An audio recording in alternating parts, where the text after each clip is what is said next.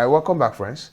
Alright, so if you've learned the right function and then you've learned the left function, of course, definitely, friends, you should be expecting that there should be something called the mid function, because sometimes we may want to extract a particular number and then the number does not appear at the right side of the text string, neither does it appear at the left side of the text string. Sometimes what we just want to extract is just in between.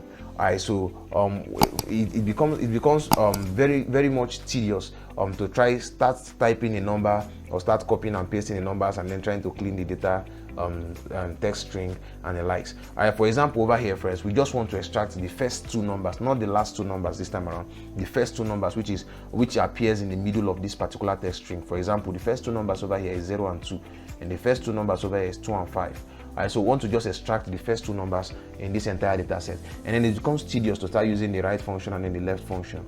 I know some people will say, okay, what we should do is maybe do the right function minus the left function and see if we can get the mid function.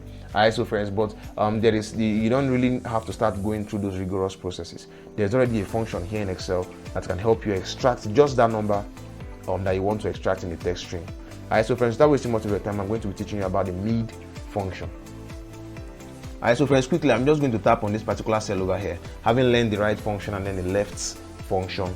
Alright, so friends, it's better you know about the mid function, because sometimes the mid function becomes very much handy when we want to query a particular set of data. Alright, so I'm going to say equal to, and I'm going to type in a number mid, the text mid.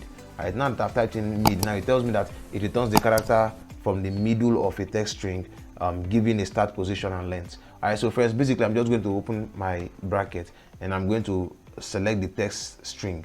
So I'm going to select this text string, put my comma sign. Now I need to specify the start position or the start number and then the number of characters I want to extract. Alright, so what number am I trying to start from? I want to start from in order to determine the number you want to start from, don't type in the number 0, because you are seeing the number 0 over here and then you say I want to start reading from number 0. No, now you're going to A in this particular text we've highlighted over here.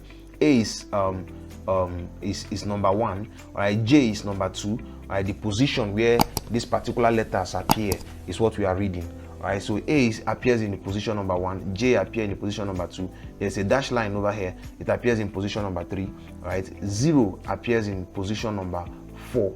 Alright, so I want to extract two numbers, but then the number is starting from position number 4, right? And then the number of characters I want to extract is just 2. In other words, I want to extract two numbers, but the first number is starting from the position number 4. Alright, so basically, friends, that's how we're able to specify the mid function. So I just close my bracket and I click on enter, and now you can see I was able to successfully extract the first two numbers here in my data set.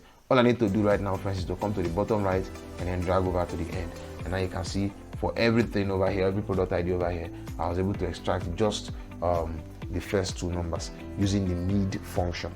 Alright, so friends, without wasting much of your time, I'd like you to delve into your worksheet and then see if you can practice on what we've learned. Take care, friends.